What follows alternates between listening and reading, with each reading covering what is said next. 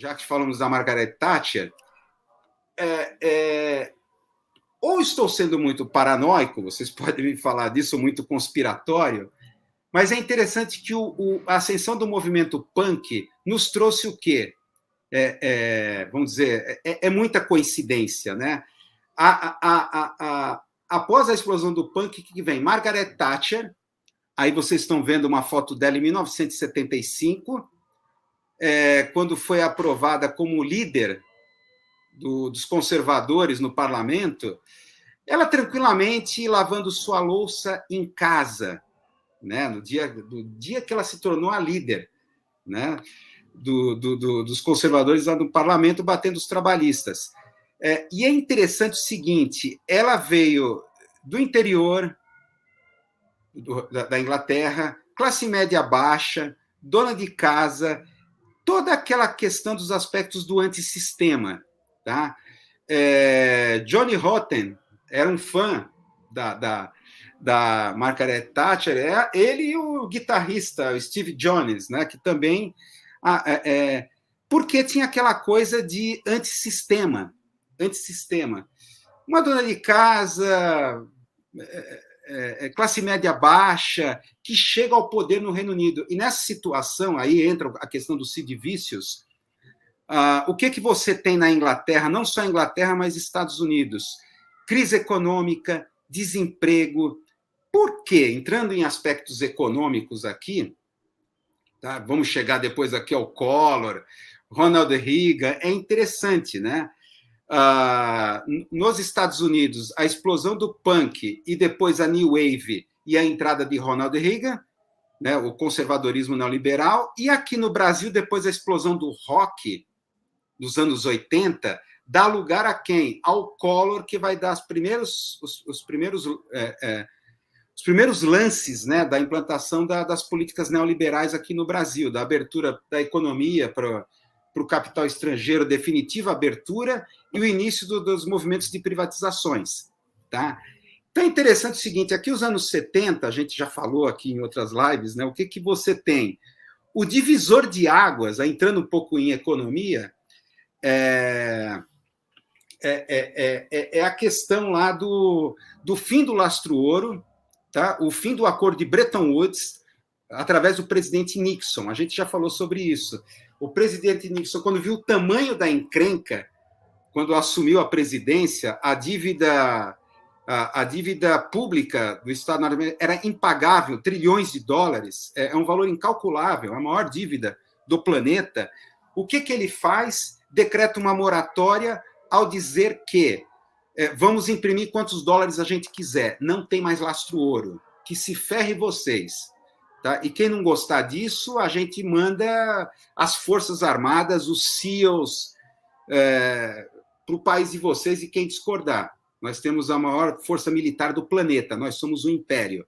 Então, você vê um império com pés de barros, com uma moeda que não tem valor algum. Porque foi... Claro que a gente sabe que isso foi o início do movimento da liquidez e da financiarização mundial, que é o início da globalização, que a gente está vendo aqui os resultados. Esse início da globalização, o que é? Desindustrialização do primeiro mundo.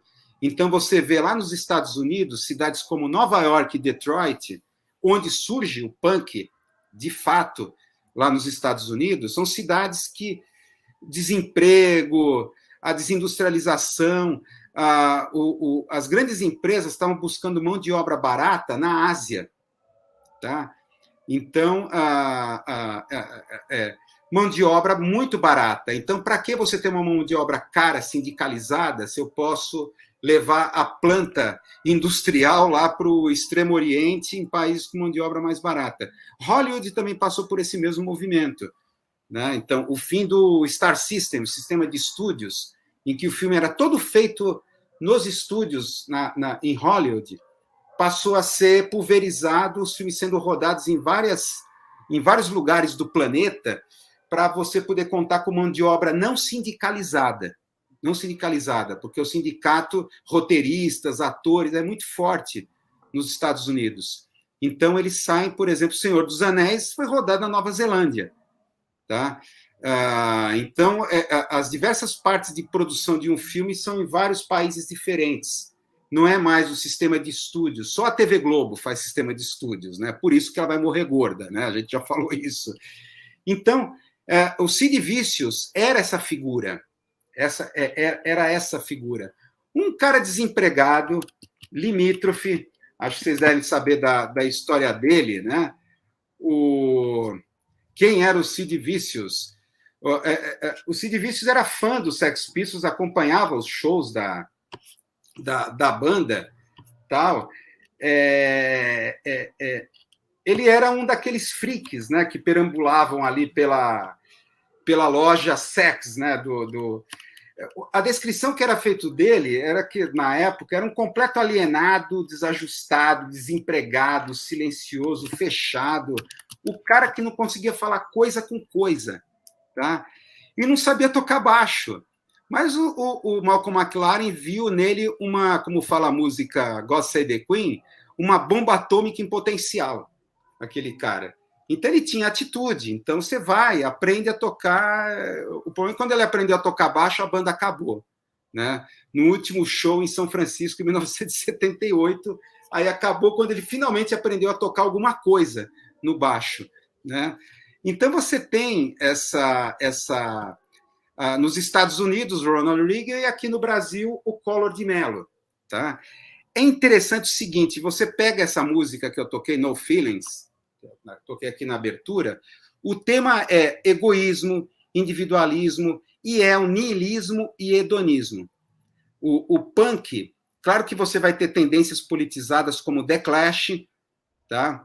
Um punk despolitizado que depois foi taxado pelos punks como traidores do movimento, uma série de coisas.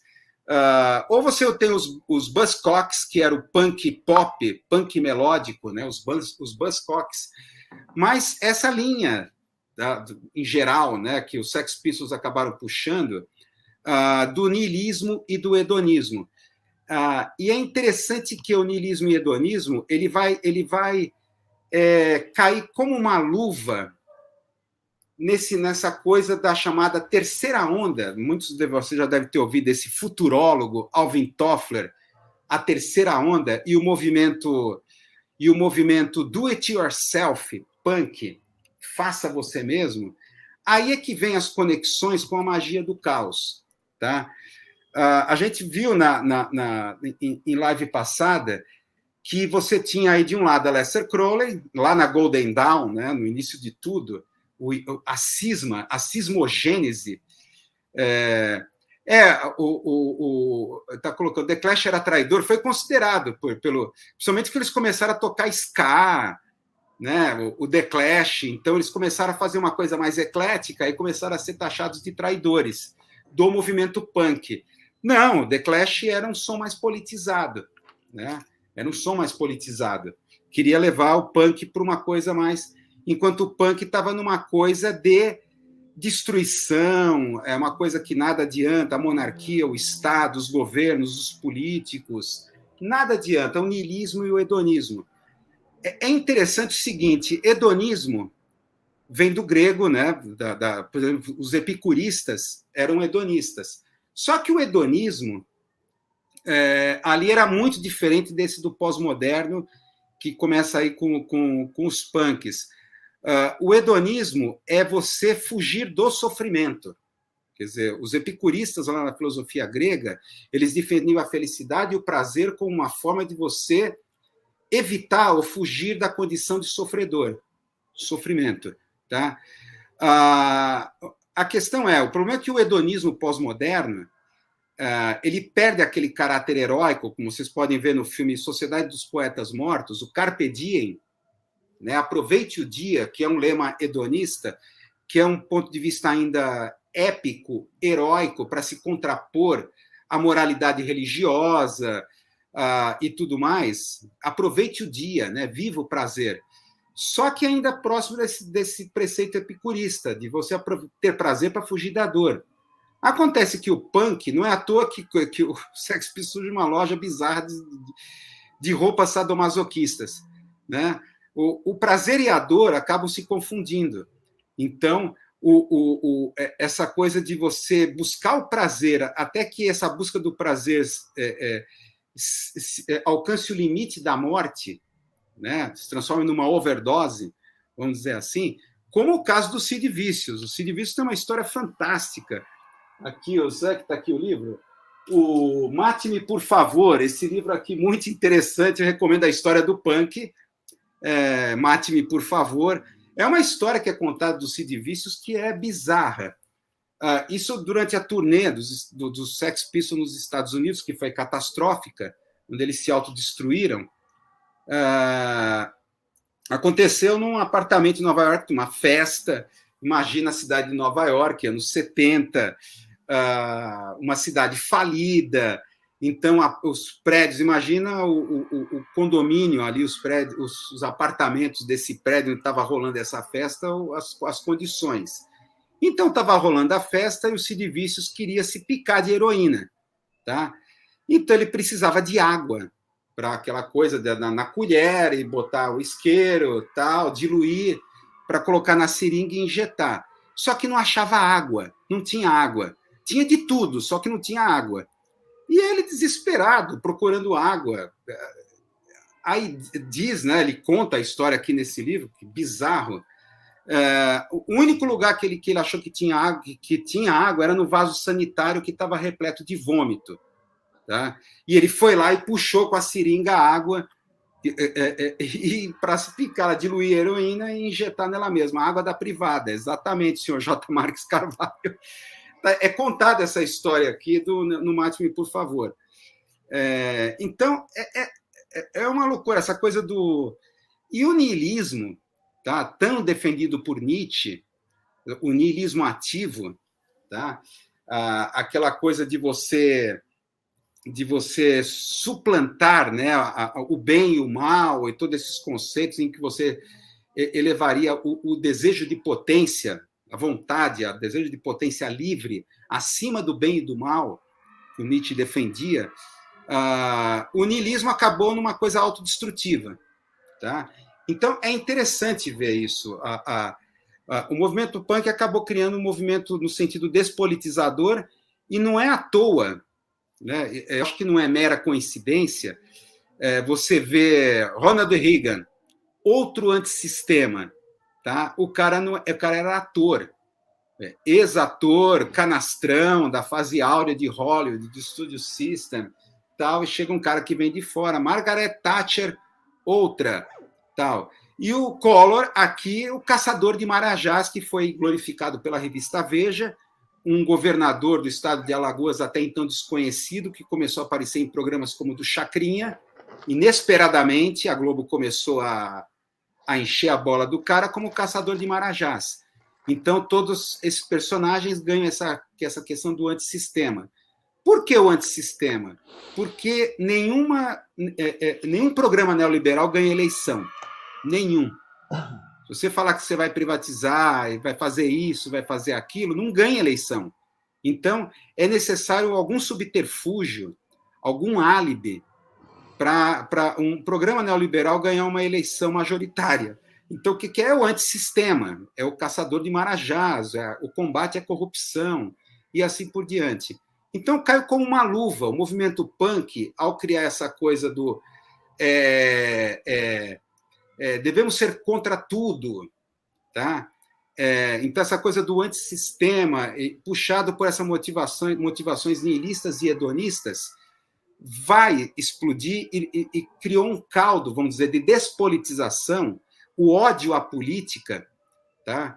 Então, aquela coisa que eu bem me lembro, assim, o cyberpunk, não sei se vocês já ouviram falar de uma série que famosa dos anos 80, Max Headroom, uma série cyberpunk, tá?